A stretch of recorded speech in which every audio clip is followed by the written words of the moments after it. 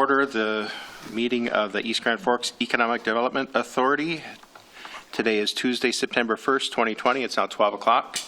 Please call roll. Johnson. Here. Blair. Here. Black. Trying to say here. He's here. Okay. Pokrzywinski. Here. Hecht. Here. Grinde. Here. Helms. Here. No. All right, item 2, approval of minutes for July 7th, 2020, regular meeting. Move. Second. Motion by Grinde, second by Hecht. Any discussion, questions about the minutes? All in favor, say aye. Aye. Opposed, same sign. Motion's carried. Minutes are approved. Number 3, bills and communications. Nothing to approve today, just review of accounts payable for July 21st, 2020, August 4th, 2020, and August 18th, 2020. Anybody have any questions? Carla not going to be here today? No. What? She is here? She might be coming up on Zoom, I'm not sure. Okay. Hearing no questions, move on to number 4, reports, delinquencies, no delinquencies? No delinquencies. All right, good news again. B, financial reports for June and July. They were all emailed to you. Do you have any questions? Normal stuff. Nothing out of order? Okay. All right, item C, director's report. It's so much of the work right now it revolves around COVID. It's some learning things such as webinars and things of that nature. It's working on the loans with Ron. It's working on other things that are related to things like that. We've also been able to do some workforce development work as well. But if you have any questions, just let me know. Some of those things occurred after the 1st of August, but it's the first here, so I could not anticipate what I was going to do the last couple of days, so you'll get that report next month. Okay. Any questions for Paul? All right. All right. COVID-19 response. Oh, wait a minute. Where are we going? That's what I just here. did. Okay. Item 5, unfinished business, none. Item 6, new business, AE2S report. In your packet is the AE2S report for the second quarter, the analytics. It shows some steady growth. I meet each month with Taylor Corbett from AE2S. You can see that certain things peak. The high peak here had to do with when we first provided the loan information for the targeted loan. Okay. And as I warned you last time we met, I have a series of questions that I will be sending to each of you. It would be nice if you can do a video reply to that, but something that you type that we can put on site. People like to read and hear about the things that all of you are doing as well, and how they like you as people. You're not just board members, you're people too. Amazing, isn't that?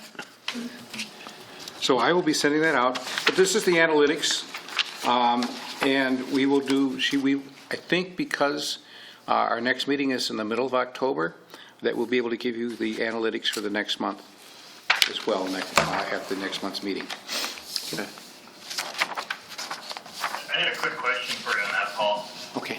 Go ahead. Are you hearing from any of the businesses that they're using, that they're actually looking at the social media? Because I know we have some businesses that are pretty active on social media. I was just curious if you heard any feedback from them specifically, whether they like it or don't like it, or. I have not heard specifically from any person or any business regarding that. It seems that some of them look at it, yes, but I can't tell you how many, Daniel. Just a curiosity, so thank you.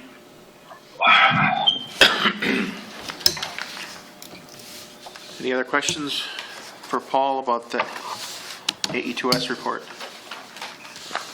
All right, thank you, Paul. Who was that?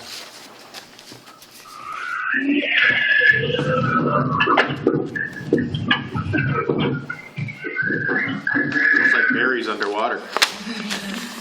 Wow. All right. Okay, Small Business Development Center report, and Christine is taking that, right? Christine Anderson is from the Sbdc. Her offices are located at the University of Minnesota Crookston, but she, like so many people, has been doing a lot of work from home and a lot of work on the telephone rather than the in-person visits that her business, that her activities thrive on.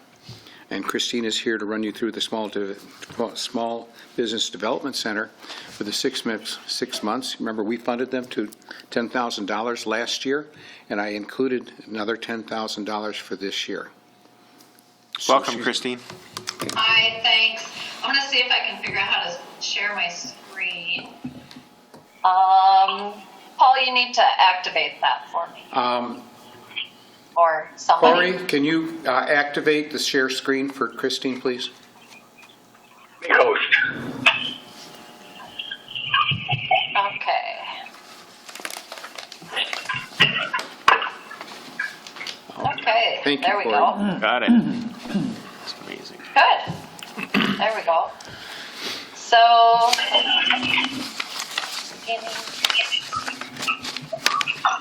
and there we go.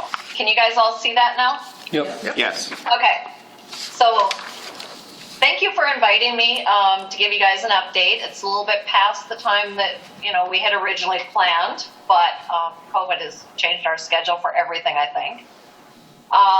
So the Northwest Minnesota Sbdc is, our regional office is in Bemidji, and we are, my office, like Paul said, is based out of the University of Minnesota Crookston. I'm currently, obviously, working from home, and now I can't get my mouse to work. There it is. Okay.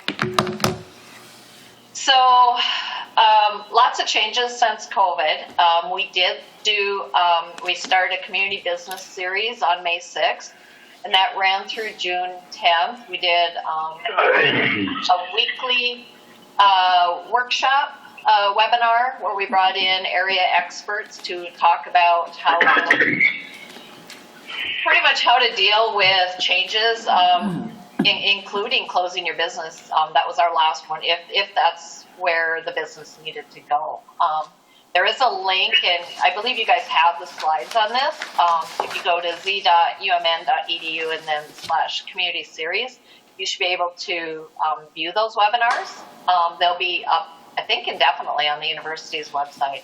I do have to ask your forgiveness for the beginning of some of those, as I was just learning how to use Zoom and didn't always get my timing right. One of our goals was to increase our student engagement. Again, due to COVID, we had to suspend that. We are working on increasing our collaboration with our funding partners, and we'll be searching out adding local lenders to that. We haven't reached out to local lenders as a funding partner in the past, but we are doing that. One of the other things we talked about last year for one of our goals was to increase the Sbdc's visibility. Before the pandemic started, we were working with Northland Community and Technical College in creating a space right there on campus in East Grand Forks that I would use, and so would my co-consultants could use that as a space, and we'd have regular office hours to better meet the community's needs. That will be picked up again. The college was very interested in creating that space, and so I believe that when we have a better feeling of when we can go back to work, that will be created again. That will be taken up. To give you a little an idea of where we are numbers-wise, and from the presentation you guys received, I did do a couple updates because I did get some new numbers for East Grand Forks. So from January to mid-August, in the whole Northwest region, we have a total of 341 clients. 136 of those are long-term. We classify long-term as any business that we talk to for 5 or more hours in a given year. So you can see our validated debt and equity investment is over $16 million for the whole region. Polk County, breaking that down, we have a total of 65 clients. The validated equity and debt investment is $1.3 million. And then breaking that down even farther, East Grand Forks, we had a total of 10 clients currently. That was 11, but we had somebody that moved to southern Minnesota, so we lost one. But the three long-term clients as of mid-August. The validated debt and equity investment was $994,000, just about $995,000. There are still some numbers that are out there because people are still waiting to hear on their EIDL loans. So I expect that number to increase over the next few months. When COVID started, we did not track as an entity, as the Sbdc, in our recording software. We were not able to track our COVID-related calls, but I did on my own. So I had 17 COVID-related calls from businesses in East Grand Forks. Some of those came from, I participated in the East Grand Forks Chamber webinars, and some of those came from that. Some just came from businesses. Maybe they called Paul or other people, and they were referred to me. And those they didn't become clients, but they were more of a 1 or 2, 15-minute call, somewhere more than that, depending on their situation. So as you can see on the map, the Northwest region is in the light green. Our fiscal agent is now the Northwest Minnesota Foundation out of Bemidji, which is where our regional office is. In the past, it was at UMD out of Duluth. I believe it was last October that changed. Some of our current partners are the City of Crookston, Crookston's Housing and Economic Development Authority, University of Minnesota Crookston, the City of East Grand Forks, EDA, you guys. So for 2021, the commitment we have so far is from the SBA, that's our federal funding, the Northwest Minnesota Foundation, University of Minnesota Crookston, and the Department of Employment and Economic Development. So the way that works is for the Sbdc, because I believe some of you guys are new, the Sbdc is 50% of our funding comes from SBA. 25% comes from the state of Minnesota, which is DEED. And then the other 20% needs to come from regional, such as the foundations, EDAs, lenders, private investment, basically. So we need to support 25% of the overall funding for our area.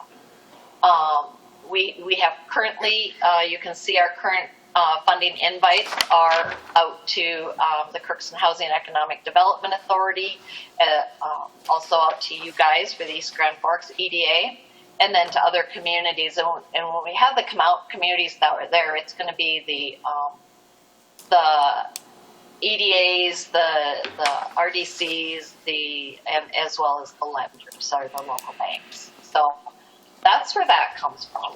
And I want to, thank you guys for your past support, because if it wasn't for you and your support, it would make our job of offering services, especially during this time of COVID, to area businesses at no cost to them.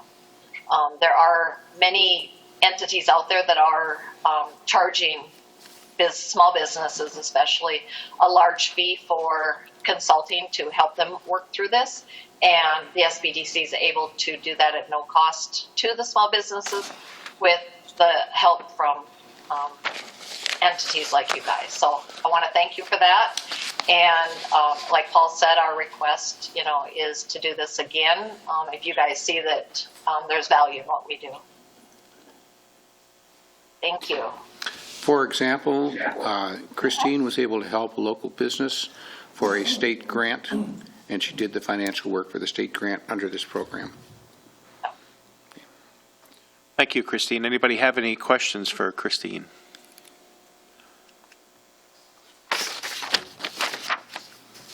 All right. Well, you're welcome back next year. It sounds like you're in our budget and just have to get these people to approve it. Thank you. All right. Thank you. All right. Next on the agenda is the Northwest Private Industry Council. Janelle Wald-Cover is the executive director, and she wanted to talk briefly about the Incumbent Worker Training Program, and she'll explain it far Welcome, better than Janelle. I can. So if you'll... Hi, everyone. Thanks for including me today. Can you hear me okay? Yes. Okay, great. So the Northwest Private Industry Council is the local workforce board covering the counties of Polk, Pennington, Roseau, Kitson, Norman, Red Lake, and Marshall counties. And one of the things that we do is offer an incumbent worker training. So that's offered to businesses to retrain, upskill. There's some flexibility with the funding. We work really hard to award the funding when we receive an application. Some examples we've done, we've helped businesses with train the trainer and some leadership, communication style training and that kind of thing. So I just wanted a moment to share that information. The application should be included in your packets.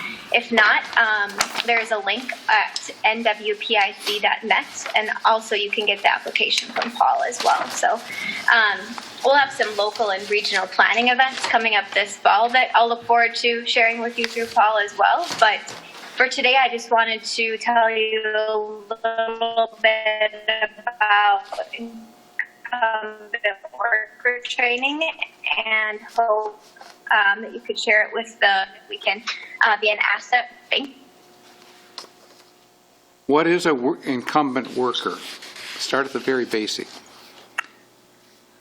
So incumbent worker would be if you're just looking to maybe help a current worker, so incumbent worker, current worker, gain some more skills. So Northland Community and Technical College has a workforce development director named Kirsten Michalke, for example, and she does customized trainings and works with companies on specific needs to upskill your workforce. So that would be an additional example of how you might be able to utilize our incumbent worker training.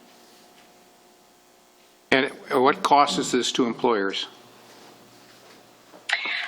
No cost to employers. It's based on reimbursement. So you would pay for the course, and then if approved, then the Northwest Private Industry Council would reimburse the invoice. So. Mike, any questions? Up to $10,000 in funding per application. Do you want to ask if there are any questions? Yeah, sure. Thank you, Christine, or Janelle, I'm sorry. Does anybody have any questions for Janelle? Yeah. All right. Wait, go ahead. Mr. Johnson. Is this a new program, or has this been in existence for a while, or?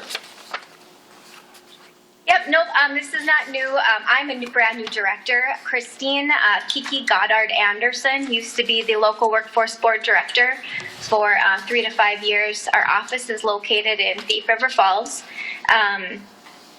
We were also branded under Career Force. So there's affiliate offices in Crookston and Roseau. And that Christine Anderson is different from the Christine Anderson you're seeing on screen. Yes, a different Christine Anderson. Yeah, Christine Kiki Goddard Anderson was the former workforce board director, and I'm brand new. So. Okay, thank you, Janelle. Thanks for coming. Mm-hmm. Yeah. All right, moving on. CARES Act program update. Mr. Gordy. A lot is going on, and a lot of it has even happened since I wrote this. In a nutshell, the CARES Act provided funds that could go to state governments and then ultimately to local governments to pay for some of their expenses, for pay for their COVID-related expenses, and also to assist people and businesses with costs that they may have had during the COVID response to the COVID virus. The city got about $668,000 and is using that to pay for its expenses. We do not know the amount that will be left after all the city expenses are incurred. The county has dedicated $250,000 to be used inside the city of East Grand Forks for East Grand Forks businesses. So there will be perhaps something greater than $250,000, but we don't know the amount. We also don't know what the total need is, and on your desk in front of you was an application. I've been working with Carla and with Chuck Whiting from Polk County, and with Cassie Hyder from Foston to put together the application, and also with our legal counsel to put together an application that will be simple and yet at the same time provide the information we need. What we're asking for, what I've designed as the program, is what I sent out to you a few weeks ago, where we will want receipts and paid invoices, and we will sum that total up, and we will compare that to the amount of dollars we have to see if we can fund 100% or at some lesser percent and apply that percentage across the board. There was one member of the City Council who said they'd like to cap the award, but we don't have any information as to what that amount would be, and I would presume that we should make a suggestion, but I do not have a good handle at this point what that number should be. So it's not. Foston did not get nearly as much local money as we did, so they have limited their grants to $5,000 per business. But we got more dollars, significantly more dollars in Foston, because it was based upon population. Going further on the CARES Act also included money for schools. The county's got money. The county got about $4 million, and they allocated $2 million for their expenses and $2 million for other expenses, like for our businesses and for county businesses that are outside the city limits. And Cassie and I are working together, and we will basically review all the information from businesses that come from outside, use our applications, and then work with businesses that way so that we are coordinating so that all parts of the county can receive that are unincorporated can also receive the allocation that the county set aside for unincorporated businesses.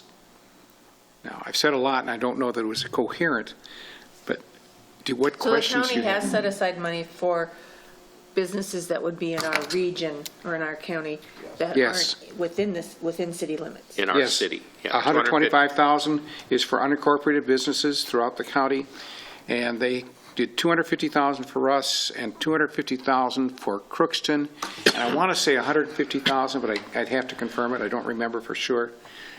For Foston. Okay. I agree there should be a cap.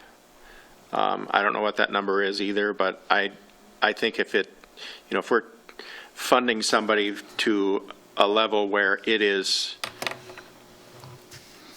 benefiting their net worth in their building because they're doing extensive renovations that would be beneficial without COVID. The other question I have is, I'll make a statement. It's very difficult for us to design a program when we don't know how much money we're going to get. When is the city going to give us a number? I don't know. Dale or Tim, do you have? Mike, this is Carla. Hi, Carla. Hi, I didn't know you were here. Hi. Yeah, sorry, I was a little late. No, we are diligently looking at those numbers. We're waiting right now for what we have to do by law to the arenas, be it signage, and we're looking at air handling. So I know that, Reed's had a lot on his plate, but he's diligently working on that number so that we can come up with an estimate. I believe Foston got $150,000, like Paul said. The other thing is that Paul and I discussed that we probably would put out the application so we actually have an idea of how much people are asking for and how many dollars are out there, which would make it easier to decide what kind of cap to put on it. And if you can chime in, Paul, if you don't agree with that. That's what we talked about, Carla, and that probably is the best that we can give to businesses at this time, is that there will be a cap. The cap will be determined by the city council, possibly with EDA input, but because of the time deadlines, we may not be, I may just have to contact each of you with the number and say, tell me what you think on this. That's fine. But I guess I would prefer you contact us with a recommendation and see if we're okay with that. Put it that way. that's how I would Yeah. handle it, Mike.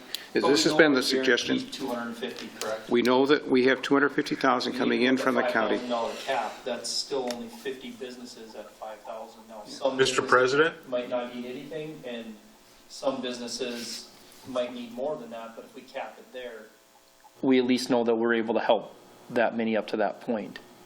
Mr. Gallstead?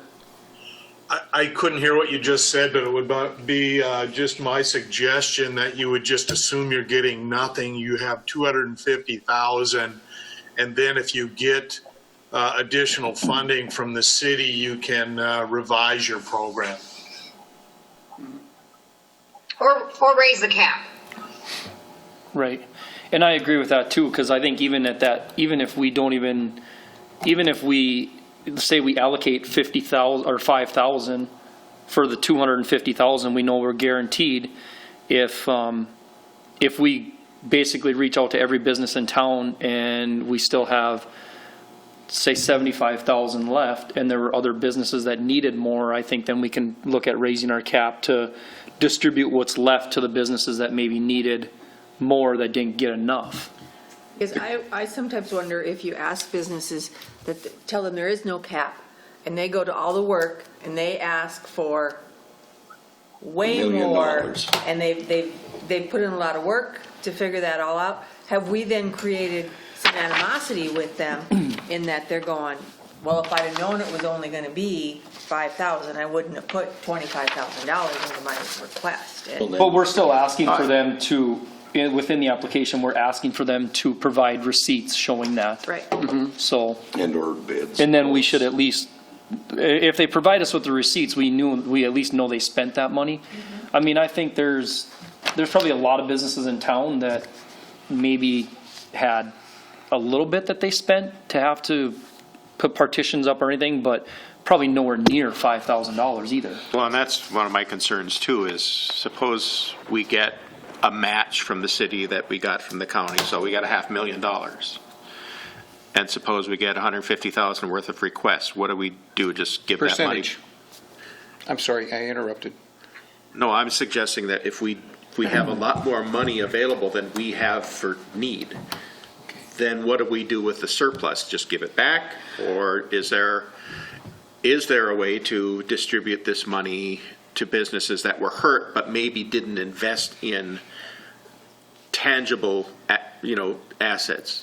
We know businesses lost revenue, but we aren't proposing that we allow that as a way to get a grant, just a reimbursement for lost revenue. Is there a way to do that? I think this money was sent to cities and counties and states as a stimulus to the economies that have been wrecked by this virus. And there's a lot of businesses that haven't spent a significant amount in plexiglass or whatever it is, but still have really hurt as far as the bottom line goes, as far as their balance sheet and their debt that they've taken on. So I would be in favor of taking a look at a grant program. And if it were up to me, I would say you give the same amount to every single business, say whatever it is. I know that opens a Pandora's box, but. Right, and I know what you're saying too, Yeah. because I'm just thinking about your business, for an example. No matter what you've had to put into it, no matter what, it ain't gonna change what you're doing. To get people in the door, Nope. in them buses. Right. Nope. So that's where you're saying, I agree, like where you're coming up Yeah. with saying, okay, it should be X to everybody. It's not I don't it's not a know. fair way to do it, But it's there's but never it's gonna be a fair way. It's an administrative it's a doable administrative. I get what you're saying. Because yours come right to mind on it. And I'll just say, if the city doesn't give any of their allocation to the business community, I won't be happy with that.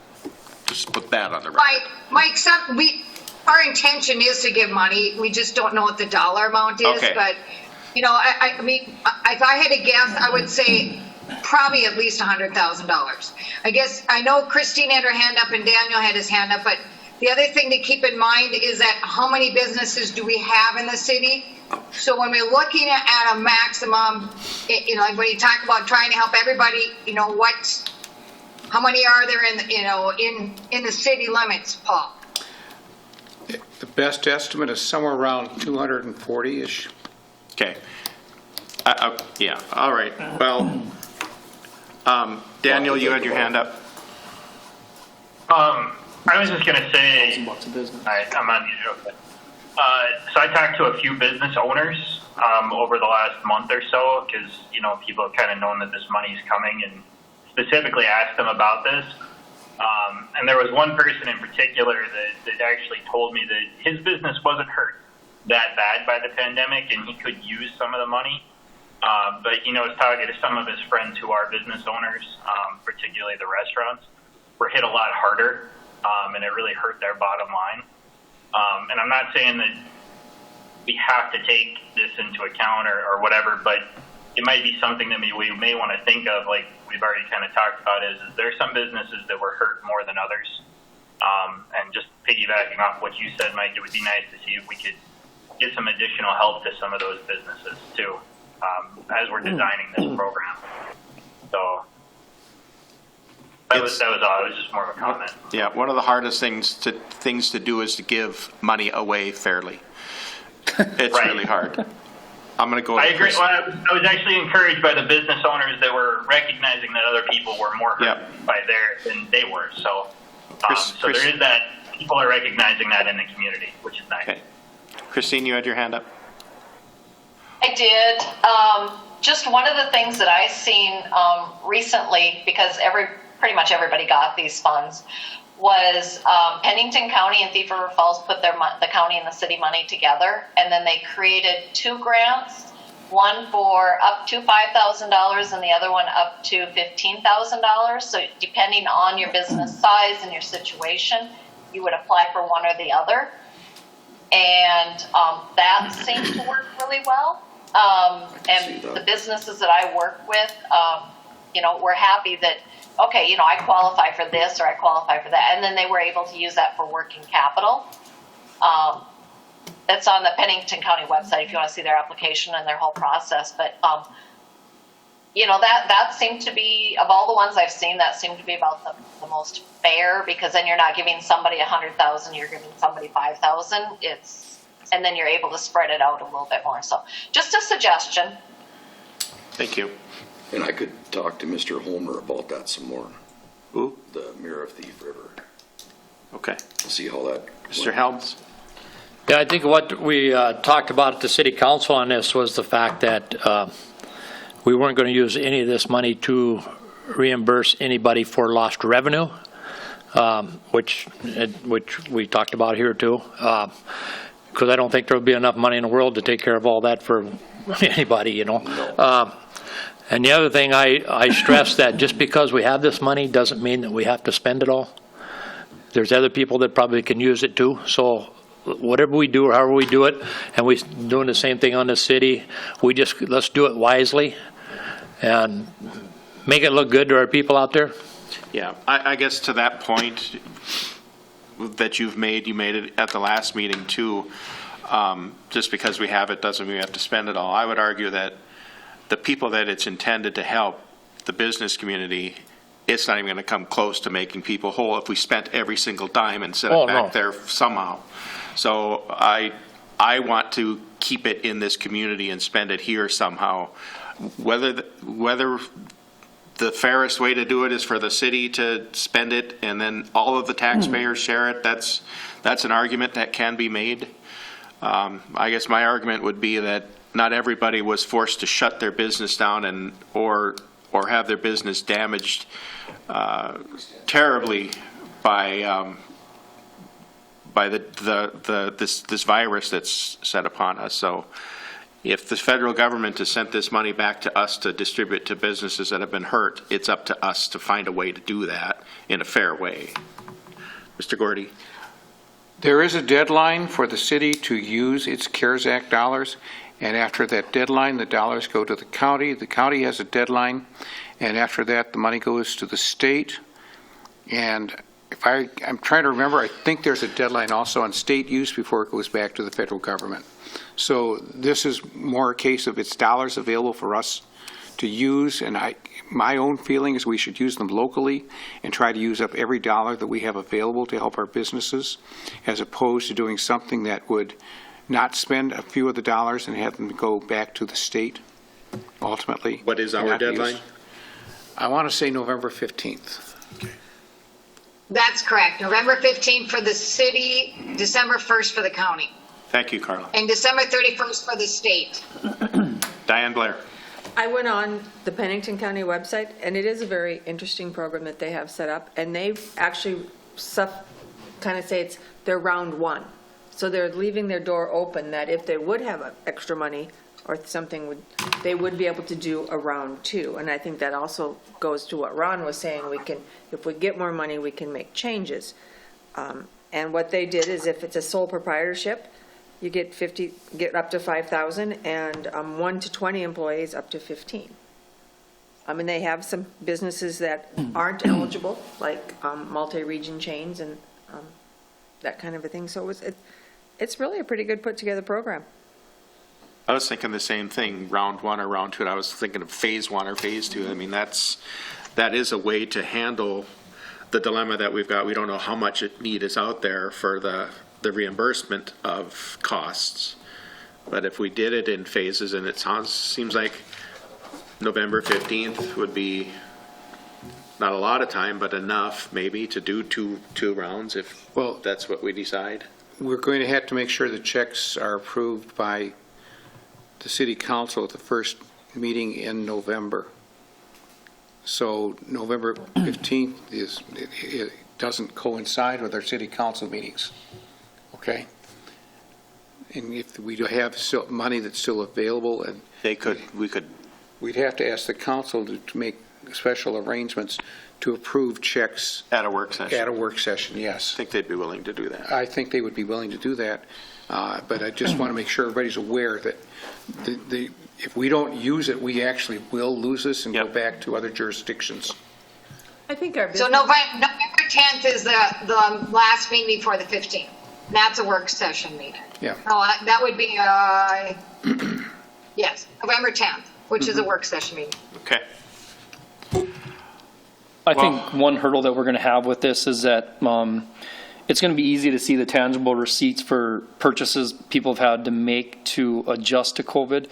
But how do we reimburse them for their man hours, the lost man hours that they've had for all the additional things they've had to do and rearranging and additional cleaning and we can do that. And that's the one thing that I think is hard, because those man hours that they've lost and had to pay out for can be just as much, if not more, than the tangible assets that they had to purchase to put up a divider or something to that means.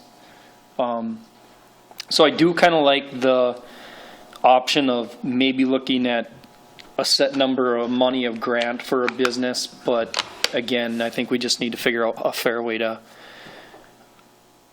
as fair as possible to do this, to get the money back into the people's hands that really had to spend it for this. I look at it as, for my business, I haven't had to put up anything like that or buy anything for my business where I haven't had any extra expenses because of it. So I would be one that wouldn't need the money, but then you have other businesses with lots of employees that they may have had to put up multiple dividers or move equipment apart and spend hundreds of man hours to kind of revamp their business of where people are at in the business just to be operational. I've got a client that moved half their staff into more space. They doubled the amount of space that they had to use to house their people that they couldn't do remote work from home. So that's an expense. You know, there's all kinds of expenses out there. It's very difficult for us to come up with a way to, you know, with our limited resources, you know. Right. So is what Thief River's got something that we can Because I just read add through in it ours? again, and they don't ask for any documentation of what they've spent. It's just basically, if you can prove, they look at their last year's revenue compared to this year's revenue in a certain time period, and they need to show that they've been negatively impacted, and that's all they're asking to see. That what I quickly read through. Yeah. And so it is. They just ask for- It's just a $5,000 grant, it's a $15,000 grant. They just ask for revenue, not profit and loss? They do, something like that too. I think our intention was that, you know, we know, especially the restaurants had to spend lots of dollars to get the outdoor seating, and that's kind of how we started with the mitigating. And I think they spent a lot of money. So I guess to a point, you know, if we could somehow help them with those kind of costs and then do the 5,000 and the 15,000, I think we are helping the restaurants that were actually impacted more than most. And a lot of the restaurants may well have more than 20 employees. Okay. Yeah, most of them would. There be maybe a handful that wouldn't. And by that number, do they go by full-time employees or part-time employees? To me, that would be full. You would look at the full-time employees. So if you have a person working 10 hours a week, they're only a quarter of a full-time person. And I know Christine's shaking her head, and that's usually what they look at, right? When we're looking at grants and stuff, if you have part-time people, you have them together to make a full-time person. Full-time equivalent, FTE. Yeah. Yeah. Yes. And I think Thief River's purpose was to help as many businesses as they could, and so they made it very loose, basically, without a lot of restrictions. So the money goes mostly for working capital. So if you need it to pay electricity or rent or anything like that, that helps the business to stay open. And they literally, last Friday about noon, I heard they were out of money already. And so they were open for less than a week and a half, and all their money was used up. So they're collecting applications for a second go round. My recollection is this is supposed to be used for COVID-related expenses. So we have to demonstrate that these are expenses that are, whatever the program is, the businesses have to demonstrate that they have had COVID-related expenses. So, And that they still have a need. You know, we have some Yes. businesses probably thrived some during the whole COVID thing because of them staying open and being the only place open. We do have some business that actually thrived. mm-hmm. And we have, you know, I put together a quick survey and asked businesses to respond on what their expenses were in each of the three categories of expenses. And I had businesses that are like Justin's that spent $0. I had one business that spent under $200, and I have another business that spent over $40,000 because they had to buy a whole new system to be able to accommodate their needs that were caused to deal with the mandates that they faced. So it really varies for how the business approached. And that's why the approach that we've taken is to reimburse for actual expenses as opposed to just sending it out on a per employee basis. You have to demonstrate, because this is money that can be audited, we have to demonstrate that we've used it for COVID-related activities. Christine, do you have an idea of how many businesses are in Thief River? Oh my, I don't. Okay. I don't have a good handle on that. Okay, I just curious because I'm just trying to think of if all we get is the 250, if we do a 5,000 max, we can help 50 businesses, and we know we have more than that in town. We don't know the extent if there's a lot more than that or less than that were extremely affected, but you know, we're only taking care of 20% then even at a $5,000 cap. So I think I'd be cautious for us to do like they did with two different ones, a 5 and a 15 or a 5 and a 10. I don't think we have the money for the 50. We have to, I think we have to assume that what we have to deal with right now potentially would only be the 250 and can't count on any extra from the city if there isn't any there. So I think we have to start there and make sure that we allocate the funds to go where they need to go and not just have everybody apply and give it out to people that maybe didn't need it. Because if it's, to be honest, we know if it's free money and it's there, everyone's going to apply for it. Yeah. I think we do have to make sure we have the checks and balances in place to make sure that they're, like what you just stated, that they are showing us why they need to be reimbursed for what they spent. So, Can I- question can to I make- that. Go ahead. If I can make one more comment, the businesses that I've worked with in our region, the ones that I find that are in the most need are the smaller ones, because there's many of the SBA and the state funding programs that they didn't qualify for. So, you know, the larger the company, the more they actually qualified for, is what we're finding. So it's the little oddball businesses. That's not really the right term, but the non-traditional businesses that are struggling the worst right now. So am I hearing that we need to put a cap, perhaps at $5,000, and could do a higher round, but they need to demonstrate their need, and that should be done through receipts and paid invoices? I think so. I mean, they should have that information kept anyways for Tax purposes? Yep. Yeah, absolutely they will. And if any smart business person would put that in a separate file, say this is all the stuff I had to do. Yeah. You know. Okay. Can we make sure on the application for them to submit all of them, not just the 5,000 in case there is more dollars available? Yes. Yeah. Dale Okay. and Carla and Tim, do you think we should put the proposed cap on the next agenda then? Yeah, I'm thinking to do something right now until we find out some more information, like from Carla and you and the city on how much we're getting or whatever, because we know we're going to get some from the city. We just don't know how much it'll be. So I think for us to decide right now today, I think it's a little premature. So we just need to, do it. I'm along with the cap and stuff, okay, and that.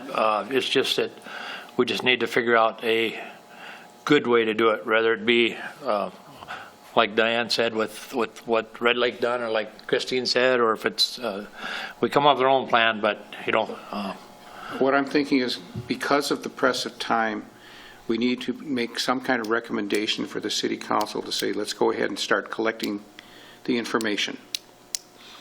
And Carla, you and I had talked about sending the stuff out this afternoon, but I think this means that we need to go through the work session next week for the cap and have that application pretty much finalized then, showing the information and that what the proposed cap would be, and propose what that they need to submit all receipts and paid invoices, and then have the council say yes for however many dollars we have, and point out that if every business were to get $5,000, that would mean 50 businesses out of the roughly 240, 250 businesses in town. So do we have to wait for a work session and a council meeting before we? No, we should. I think we get the sense of the council next week. All right. Okay, Dale, Tim, you think? Ron, you have any question on that? 200 businesses. Go I ahead. guess I don't have any questions on it. However, you know, just listening to the discussion, if there's going to be a criteria, I think this application or the process or the information that goes out to these businesses should give us, one, a time frame for the applications, two, should give them some type of a mechanism on how we're going to be notifying them if they're eligible for the award. And then also based upon the fact that there may or may be some businesses that don't get any money. I think there should be a hold harmless, and I don't see that in there. That simply says that we have the discretion absolutely to accept or deny, and we're not responsible for any costs that are incurred by people putting together the application and the expenses. I know I don't want to sound like a turd in a punch bowl, but hey, the matter of the fact it is there's still going to be some legal responsibilities that we have to do, and that should be right in the application process. But I suggest that we bring it to the work session on September 8th and actually ask the board, the council, to approve it at that time so we can get this going. We could start, start taking applications at September 9th. I'm just worried about time and essence, and if we, wanted to have a round two, we have to make sure we have time to do that. Agreed. Yes. Because it would be sad for us to have to give money back. Yep. Oh, we're not giving money back. Yeah. Not going to happen my time. All right. Thank you, Carla. Do we need to have somebody from the EDA at the work session then, beyond just Paul? Well, Carla and I will talk about it, and we'll work with Ron over the next few days to make sure the application includes the necessary legal documentation as well, so so everything will be all set. And we do have Dale and Tim there as members of our board and members of the council. Okay. I don't know if you can go. If you You're want welcome to be to able sign to... in, Daniel, if you'd like. Yeah. Wait. I just don't Thank want you, it Carla. to be an actual EDA meeting where we end up having a quorum or whatever. I wanted to avoid those procedural things if more people are going to show up or something. That's Right. another reason why I want. One person beyond Dale and Tim can Zoom in, something like that, okay? Yeah, and if I go, it'll make matters worse. Is this at the city council meeting? Yeah. Well, I don't think that you have to worry about a quorum as long as at the city council meeting, you basically say that they're going to be there because it's a public meeting. And I don't believe that the EDA is going to be making any decisions at that meeting. They're just basically there to add comment. So, okay. Go for it, Dan. I usually watch them on Facebook anyway. I do too. All right. Any more discussion about this item? We got your marching orders? I think so. Okay. All right. And you will be... I will Zoom in. Okay, but are you going to need to get any... Are we settled on a number so you don't have to contact I have this? $5,000. Okay. They have to show receipts and invoices so they can get up to $5,000, but it's based upon their expenses. Okay. So if everybody did $5,000, if everybody had $5,000 in receipts and invoices, we could do 50 businesses. And this round of applications should be completed and decisions made in time if there's money left over of a significant amount that we could do a second round. We have set up a deadline for application as October 2nd, I October think. 2nd. So yes, that should give us some time. Okay, all right. And then we'll add Ron's verbiage too, right? Yes. Yeah. Ron's got a copy, a digital version of this Yeah. in hand. Okay. The 2021 proposed budget. You should have that in front of you.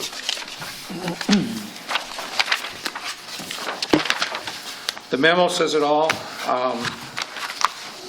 There are two basic accounts that we deal with.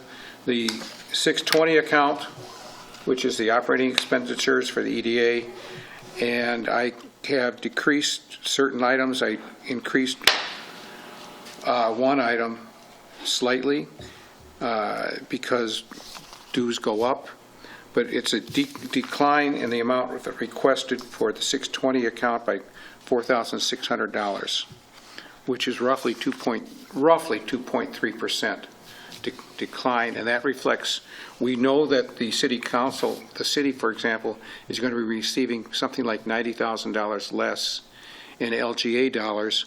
So this is what I'm proposing, so we can try to help out the city a little bit and reducing what the expenditures are. That's our contribution to plugging the deficit? Yeah, that's our contribution. All right. And not requesting any COVID funds either. The second thing is the 280 account. I kept that, basically, I zeroed out. Because we have the realtors doing lots, one line item in particular for professional expertise has additional expenditures. So I reduced other expenditures. The interesting thing about that line is that it's actually offset. If we sell one home, we put $3,000 into the expense, but we put something like $7,000 into the receivables, into the monies that we've made for that lot as well. Okay, so it balances off in revenues, and this is the number of sales here is matched to that line and the revenues for the city as well. Do you need a motion to approve? Yes. I'll make the motion to approve the 2021 budget. Second? Okay, motion by Mr. Hecht, second by Ms. Blair. Can I just make a comment first? Absolutely, Carla. Yeah, I'm sorry. I'm looking at your list there and I don't see the transfers out. Is that the correct amount, Paul, for the real estate taxes? What I did is the past trend, and I put it so that it's based upon the several-year trend, Carla. Okay, because you did give me a number on that, and I'm sorry, I just hadn't looked at it, but we can update them if there's a change in that. And the explanation behind that is that there is a deferment of real estate taxes if somebody applies for a 2-year for a new home. Oh. And that money comes out of the 280 fund and goes into the general fund, and then the general fund actually pays it. So just a wash in and out, just so everybody knows about it. Yeah. Okay. Thank you, Carla. You're welcome. So we have a motion and a second. Any further discussion or questions? We're going to do a roll call vote for this. It's a big deal. Go ahead. Johnson, Yes. Blair, Yes. Black, Pokrzywinski, Yes. Yeah? Hecht, Gotcha. Yes. Grinde, Yes. Helms, Yes. All right. And this is where I will exit, and David will come in. Oh, okay. I was going to say, where's David? So do we have to adjourn this one and open it? No, you have to go into closed session. Right. All right. I'll make the motion to go into closed session. Second? Well, before you do that, Yes, Ron, would you? that's why you're doing it in open session, then you can go into closed session. Okay, I haven't heard anything unless I'm cutting out here. move into open. Okay, what, say again? We have to move into open and then we can move into close, is that right? We're already in open. No, he needs, Need to close. Close. What, we need to adjourn the open session? No. What you need to do right this second, because I didn't hear it, all I heard was Mr. Gordy say that he had to leave, okay? Okay. So we need to announce the fact that we are doing Yeah, I don't have the language in front of me. Can you read that, Ron? Director. Pardon me? Can I interject, please? Yeah. I just want to let everybody know that the amount that Paula gave me for the tax rebate is $85,455. Just so everybody's aware of that, not the $67,987, it's $85,455. Okay. So you have record of that. Thank you. Okay. Okay, Ron, do you want to walk us through how we have to do this? Yeah, so, well, right now you're in open session, which is fine. We have noticed the fact that we are going to be closing this personnel meeting, closing this open meeting to do a closed personnel job performance review of the director. And we're closing it, and it's in the notice pursuant to 13D.05 subdivision 3A to evaluate Mr. Gordy, executive director, subject to the commission's authority. So I've just done that for you. Thank you. I was going to say, go ahead and make that motion, Justin. Now we can move to close the set? Yes. Okay. Go ahead, Mr. Hecht. Go, do it over. Make the motion to move into closed session for the director review. I second. Motion by Hecht, second by Blair. Aye. Roll call, or all in favor, say aye. Aye. Opposed, same sign. We are now in closed session. We'll want to double check and make sure that Yep. all of our stuff is turned off. Okay. Corey, do you want to disconnect us? I'm going to